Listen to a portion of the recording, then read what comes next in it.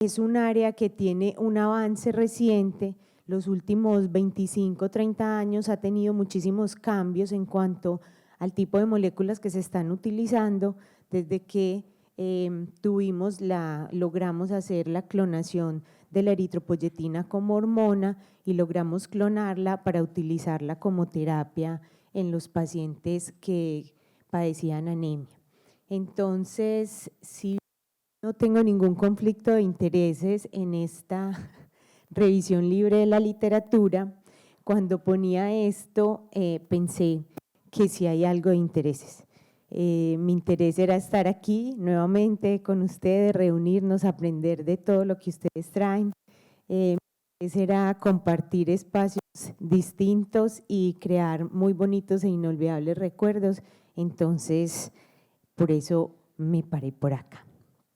¿Cuál es mi propuesta hoy? Es hacernos las preguntas acerca de cómo se utiliza, si son importantes o no los agentes estimulantes de la eritropoyesis para el tratamiento de la enfermedad renal crónica, qué es lo que tenemos disponible, qué objetivo buscamos al utilizarlos, cómo vamos en los niños, o sea, realmente qué tenemos para hacer con los niños y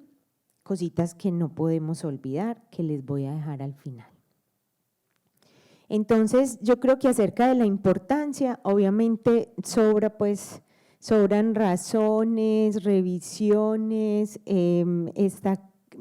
prácticamente establecido de manera muy fehaciente que el paciente en edad pediátrica que tiene o que padece una enfermedad renal crónica tiene altísimo riesgo, muchísimo más alto riesgo de muerte comparado con la población general, hasta 55 veces mayor. Y la anemia dentro de la presentación de la enfermedad renal crónica es una de las complicaciones más frecuentes, encontrando así que a medida que avanza la enfermedad renal crónica tenemos mayores tasas de anemia, representando casi que un hallazgo del 100% en pacientes que están en diálisis y para pacientes que están en estadios 3, un 73%.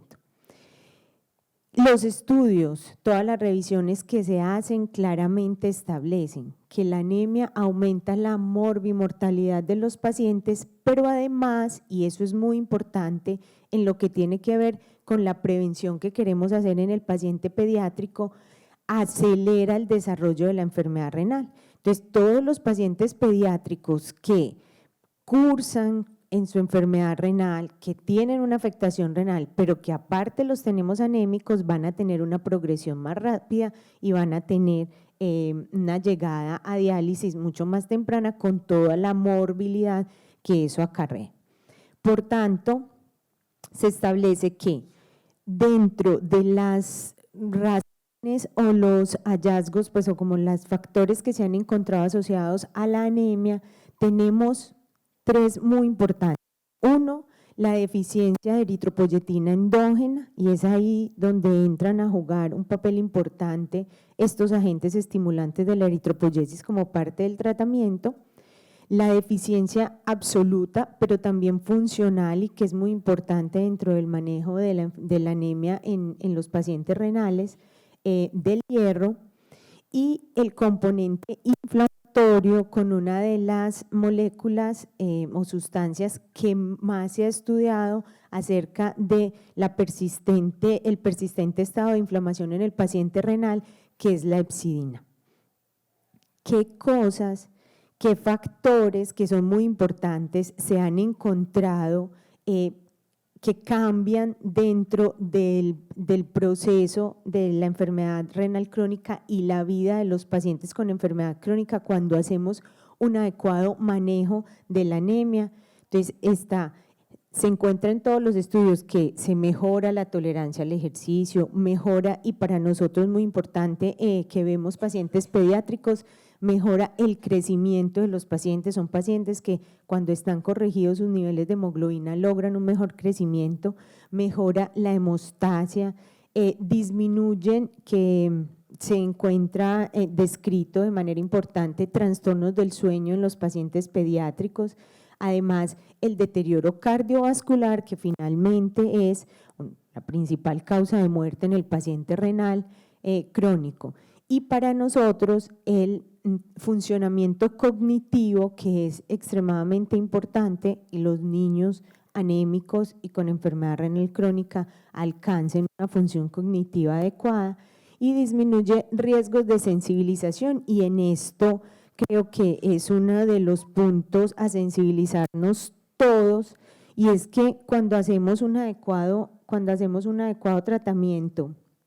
de la anemia, estamos previniendo tener que transfundir los pacientes, todos esos niños que nosotros sabemos que en algún momento pueden llegar a requerir un trasplante. Cada una de esas transfusiones que les realizamos como parte del tratamiento o de no adecuado manejo de su anemia durante su periodo de enfermedad renal, pues obviamente les estamos quitando posibilidades de acceder a un trasplante posterior. Entonces, en la medida en que nosotros hacemos un buen tratamiento de la anemia, disminuimos la posibilidad o la necesidad de que un niño sea transfundido, estamos disminuyendo el riesgo de que se sensibilice y que después pueda acceder a una mejoría en su calidad de vida si es candidato a un trasplante. Entonces, acá les traigo dentro del manejo de la anemia de la enfermedad renal crónica lo que tenemos y a qué le debemos apuntar. Pues tenemos que corregir como estos puntos específicos. Nosotros nos vamos a centrar en los agentes estimulantes de la eritropoyesis, pero obviamente no sirve de nada un agente estimulante de la eritropoyesis si no tengo corregidos mis índices de ferropenia. Entonces debemos tener niveles de hierro sérico adecuados, debemos tener unos índices de saturación de transferrina en metas, y es muy importante la optimización de otros tratamientos y otras condiciones clínicas que se asocian a la enfermedad renal crónica que deben optimizarse para que los agentes estimulantes de la eritropoyesis cumplan una función adecuada o actúen de manera adecuada, ya que cuando nosotros utilizamos altas dosis de agentes estimulantes de la eritropoyesis, estamos aumentando el riesgo cardiovascular en los pacientes. Entonces lo que buscamos es que si yo tengo corregida la ferropenia o la deficiencia funcional o total del hierro, y tengo optimizado el tratamiento para las otras condiciones que pueden estar cursando en mi paciente, obviamente la dosis de agentes estimulantes va a ser menor y eso va a ser protector para mi paciente. Entonces tenemos que en las guías, pues en todas las guías que uno revisa,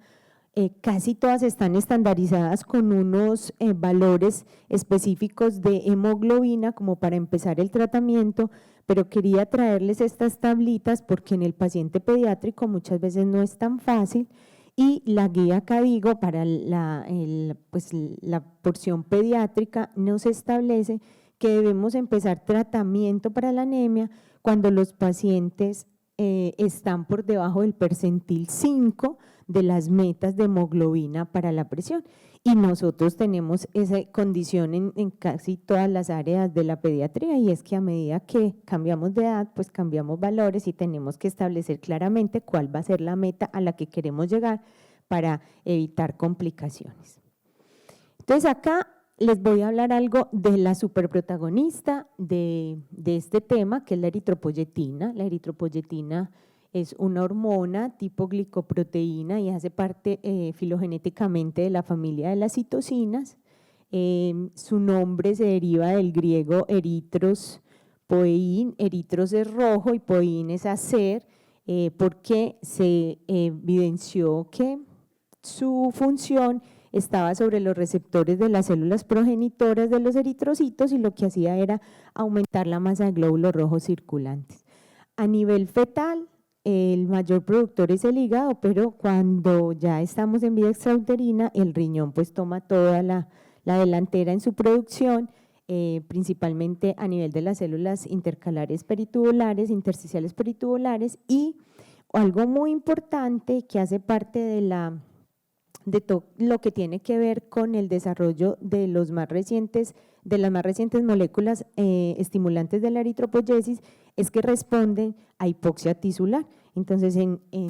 condición de hipoxia tisular se produce o se estimula la producción de eritropoyetina. Sin embargo, y esto es muy importante de entender, y el efecto que puede tener los estimulantes de la eritropoyesis sobre otros órganos, es que es una molécula o una hormona bastante pleiotrófica y va a trabajar o va a tener efectos sobre muchos otros órganos, sobre el hueso, sobre el corazón, sistema cardiovascular, el endotelio, el cerebro. Entonces, siempre que estamos utilizando una molécula similar a la eritropoyetina, pues vamos a tener repercusión sobre la corporalidad total. La historia de los estimulantes de la eritropoyesis pues empieza relativamente hace poco, gente joven, 1977, se aisló por primera vez en orina la eritropoyetina como tal. Ya para el 83 se logra identificar el gen que codifica para la eritropoyetina y en el 84 se logra su clonación. Entonces logramos la expresión de una eritropoyetina humana recombinante que empezó a usarse hacia el año de 1987 con estudios de eficacia comprobada. Y estas últimas 2 décadas han sido unas décadas de un desarrollo muy importante que después de haber tenido uso de hormona de la eritropoyetina recombinante, comprobar su eficacia, lo que se ha desarrollado en los últimos años es todas las modificaciones, todas como las intervenciones a nivel molecular que se le pueden hacer para alargar su vida media o qué otras moléculas podemos desarrollar que logren simular las condiciones corporales para mejorar la producción de eritropoyetina de manera endógena y hacia allá es hacia donde vamos. Entonces, claramente son excelentes medicamentos para el tratamiento de la anemia, se ha comprobado que son efectivos, que cambian el pronóstico de vida, que tenemos varios, pero que siempre tenemos que pensar exactamente qué dosis vamos a administrar, en qué momento los iniciaremos y cómo están las otras condiciones corporales para que puedan tener una buena función, puedan cumplir adecuadamente su función. Entonces, la primera que se desarrolló fue la recombinante, después viene la darbepoetina. Todos los que hay después de la recombinante como darbepoetina y el activador continuo del receptor de la eritropoyetina son cambios moleculares o cambios químicos que se le hicieron a la molécula inicial, donde se hacían glicosilaciones o metoxiglicosilaciones para lograr que tuviera una vida media más larga y hacer un poco más cómoda y llevadera la administración del medicamento. Los últimos adelantos pues, o desarrollos que se tienen son los inhibidores del dominio de la propilhidroxilasa, que es un estabilizador del factor inducido por hipoxia y que lo que simula es como en el cuerpo lograr la transcripción a nivel nuclear de las células productoras de eritropoyetina para que haya respuesta a esa señal de hipoxia. Y hay muchos otros péptidos, ya hay ensayos con terapia génica y algunos otros medicamentos denominados inhibidores de la activina que también se están desarrollando para el manejo de la anemia no solamente en el paciente con enfermedad renal, sino también en otras áreas, el oncológico, en pacientes ancianos pues con anemia que también están estudiados, pero con muchas críticas frente a la administración en estos pacientes. Estas son entonces las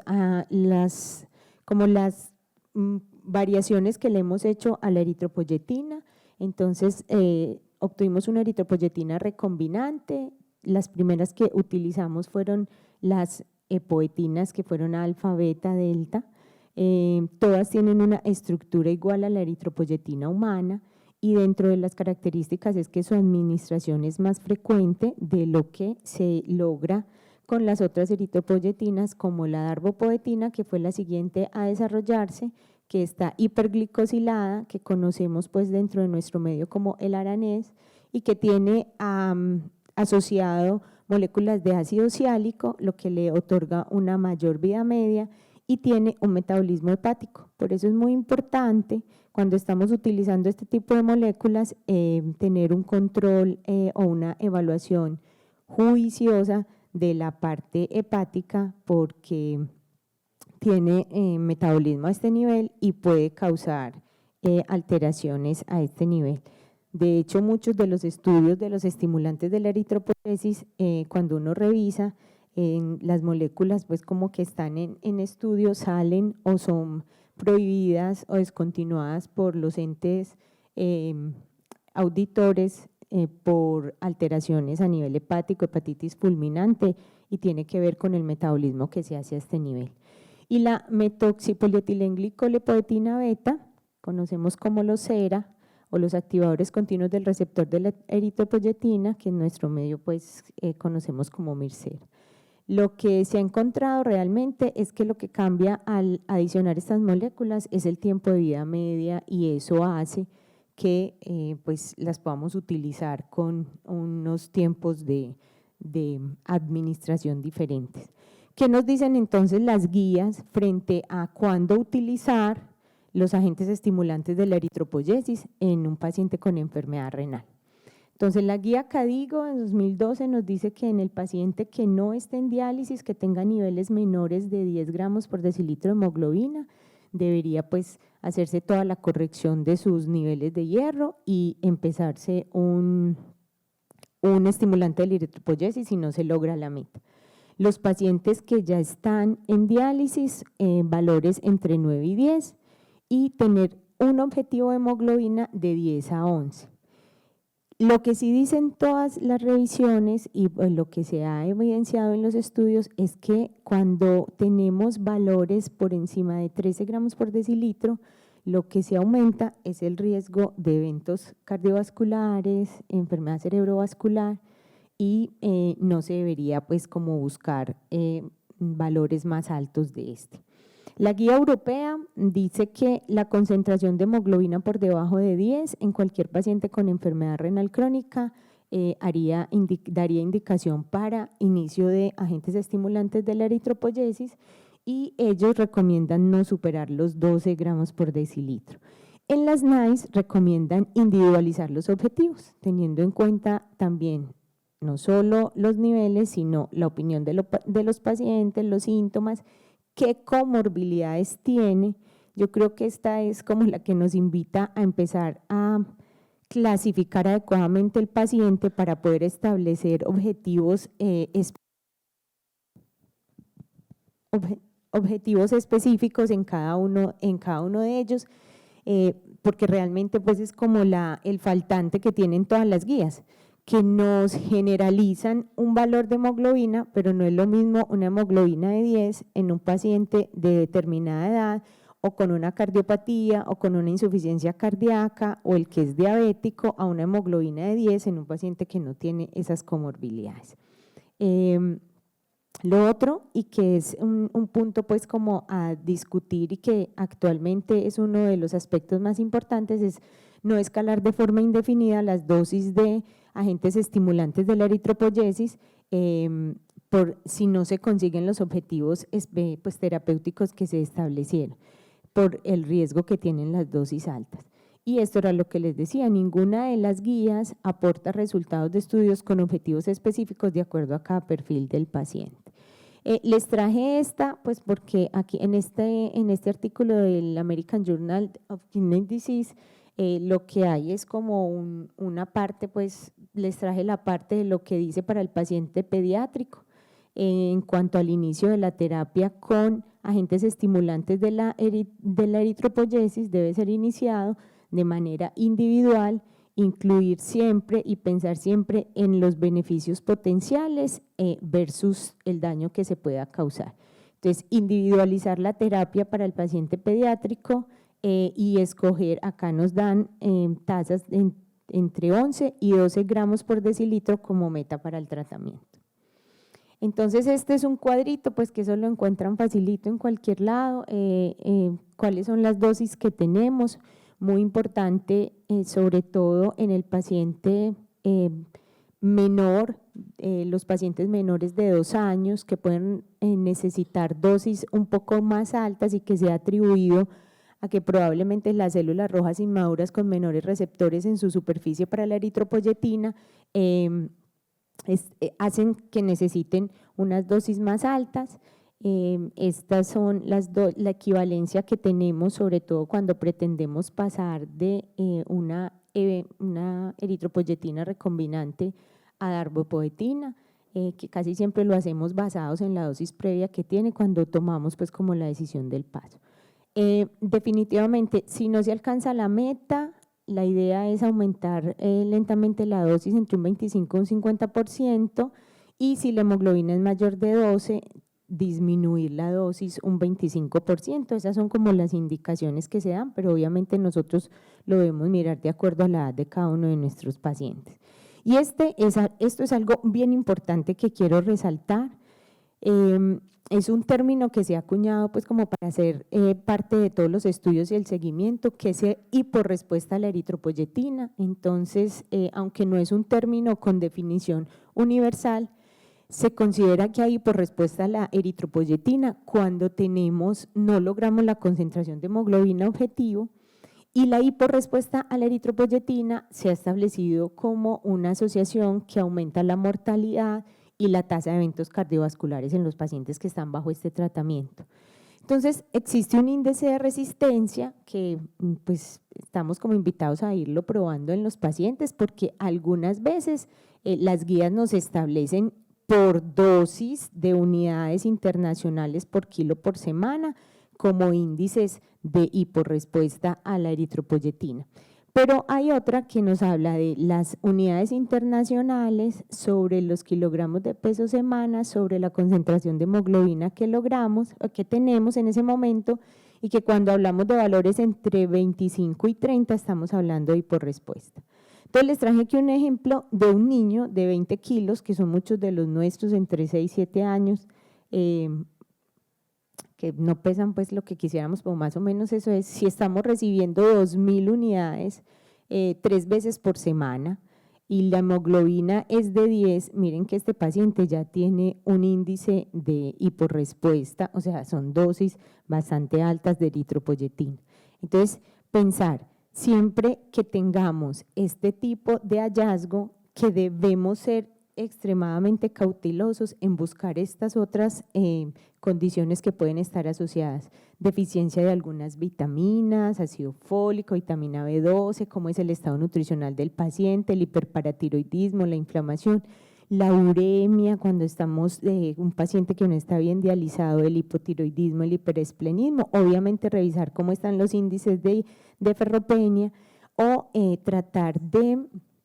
disminuir los riesgos de pérdidas sanguíneas, buscar dónde hay pérdida de sangre, o medicamentos que puedan estar interactuando con la acción de la eritropoyetina. Entonces es bastante importante, porque muchas veces no es que no funcione esto, sino que hay tanto de esto sin corregir que por eso no estamos necesitando más dosis de la que debemos. Y lo malo es que cuando utilizamos más dosis aumentamos la viscosidad sanguínea, se han visto aumentos, obviamente se evidencia aumento de la presión arterial, mayor riesgo de trombosis de accesos vasculares, convulsiones, y existe, por ser una proteína recombinante, el riesgo de aplasia pura de células rojas, que aunque rara, pues puede condicionar sensibilizaciones e incluso no posibilitar el tratamiento con este tipo de agentes. Estos son los pacientes, pues estos son como las condiciones que se asocian a ello: las dosis altas, un paciente que previamente tenga historia de hipertensión con un sistema renina-angiotensina activado, vamos a tener daño endotelial, aumento del calcio citosólico y aumento del tromboxano, la relación tromboxano-prostaciclina. Entonces, frente a eso, a un paciente que tiene este tipo de comportamiento, que de pronto oportunidades nos queda actuar sobre las otras áreas de todo el ciclo de producción de eritrocitos. Entonces está la parte de la hepcidina, está todo lo que tiene que ver con el estabilizador del factor inducido por hipoxia, y entonces estas son las nuevas moléculas que se han desarrollado, los péptidos miméticos de eritropoyetina, que es una de las áreas que en este momento más adelante va en todo lo que tiene que ver con estudios, los reguladores de la hepcidina y otros como la terapia génica. Este es un cuadrito que les traigo, esta es una revisión muy bonita que hace el doctor José Portolés en un suplemento de su revista Nefrología de la Sociedad Española de Nefrología, donde habla de cada uno de estas moléculas y el estado en el que van o las fases en las que van los estudios. Entonces aquí vemos que tenemos los estabilizadores del factor inducido por hipoxia, es uno de los que más desarrollo tiene y que ya van en fase 3 de proceso de estudio. Ellos que realmente, porque se convierte en una molécula innovadora y que tiene pues como una aplicabilidad importante, porque estimulan la síntesis de eritropoyetina endógena, se han visto asociados a una mayor movilización y absorción directa del hierro y disminuye los niveles de hepcidina, entonces estaría actuando como a todos los niveles de los componentes asociados a la enfermedad, a la anemia en los pacientes con enfermedad renal crónica, y consideran candidatos a pacientes con deficiencias funcionales de hierro, o sea que yo ya no puedo corregir más no tienen ferropenia como tal, aquellos que tienen alto riesgo cardiovascular, los que ya han tenido eventos adversos asociados a los agentes estimulantes o que tienen una condición crónica, inflamación crónica. Estas son algunas de las características pues importantes que les quería resaltar, que su presentación puede ser oral, el tiempo de vida media es mayor, entonces se convierten en una alternativa muy buena y muestran claramente en muchos de los estudios, pues con respecto a placebo, el incremento en los niveles de hemoglobina claramente se establece pues una diferencia significativa, algunos con poetina alfa, de pronto no tanta la diferencia, pero miren en el estudio Sierras la diferencia tan importante con respecto al aumento de los niveles de hemoglobina. En niños es poco lo que uno alcanza a encontrar. Fue una revisión sistemática que encontró 965 artículos que consideraron agentes estimulantes de la eritropoyesis en 58 estudios que se lograron en paciente pediátrico, fueron 58 estudios los que se incluyeron, 6 eran aleatorizados y 48 solo eran estudios observacionales, y ellos pues realmente lo que concluyen es que el efecto más común que se tiene cuando tenemos tratamiento en paciente pediátrico con agentes estimulantes de la eritropoyesis es la hipertensión, pero hubo muchos factores de confusión como para poder establecer un efecto directo. Sin embargo, sí se asocia mayor riesgo de muerte cuando se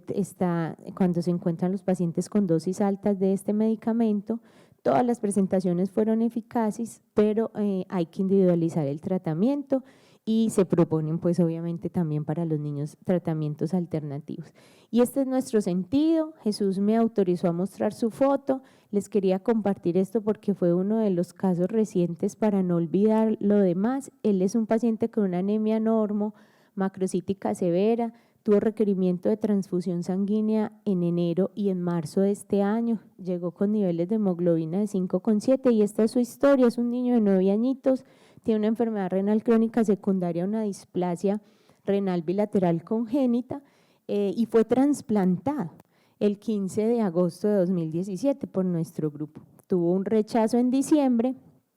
en enero tuvo carga viral, tuvo una carga viral para Epstein-Barr con 42 copias y se nos presentó con una anemia severísima, nosotros carga viral, ya 6 años de trasplante, ¿qué será? Le buscamos todo, será una PTLD de cuenta de su trasplante y de todas sus cosas. Le hicimos todos los marcadores del hierro, no se ve muy bien, pero entonces tenía niveles de hierro en adecuada concentración, tenía un índice de saturación de transferrina de 69, tenía pues como alcanzando las metas del hierro, puede que haya sido inflamación. Le hicimos aspirado biopsia de médula ósea negativa para malignidad y este chiquito ya llevaba 2 transfusiones en 3 meses. Le hicimos perfil tiroideo, fue normal, ácido fólico normal, una paratormona buscando todo lo que tiene que ver con el hipoparatiroidismo como para pensar que no estaba funcionando bien nuestro tratamiento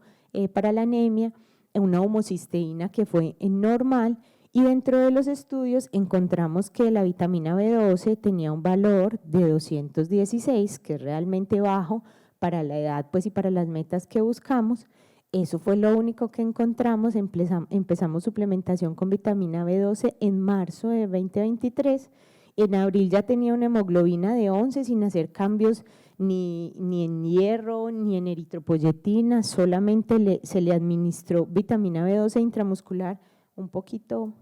pobrecito, pero y le dolió porque fue bastante, y para mayo 17, que fue una de las la última consulta que tuve antes de venirme para acá, tenía 14 de hemoglobina y no tenía más nada. Con eso lo que quiero decir es que aunque hay asuntos por resolver, hay muchas cosas que nos preguntamos con respecto a todo lo que tiene que ver con los agentes estimulantes de la eritropoyesis, si se los tenemos que dejar a los pacientes post-trasplante inmediato, qué tan conveniente es individualizar pues como el nivel de hemoglobina para cada uno, que creo que es la meta a la que tenemos que llegar. Los invito a revisar este, que es un artículo de un estudio que se hizo Consenso Delphi de la Sociedad Española de Nefrología, donde se tocaban como todas esas preguntas acerca de los agentes estimulantes de la eritropoyesis, es que nos llevemos a casa que el tratamiento de la anemia debe ser integral. Jesús solamente tenía una B12 baja y realmente eso fue lo que probablemente debimos haber hecho desde antes, mirar cómo estaba. Modifica su evolución y la calidad de vida del paciente cuando hacemos un adecuado tratamiento de ella. Se deben tener muy claras las metas, hacer un uso adecuado y monitorizar cómo lo estamos utilizando y estar atentos a todas las posibilidades que vienen y un seguimiento adecuado para la población pediátrica. De verdad les agradezco mucho, feliz de estar aquí con ustedes, que tengan un feliz día.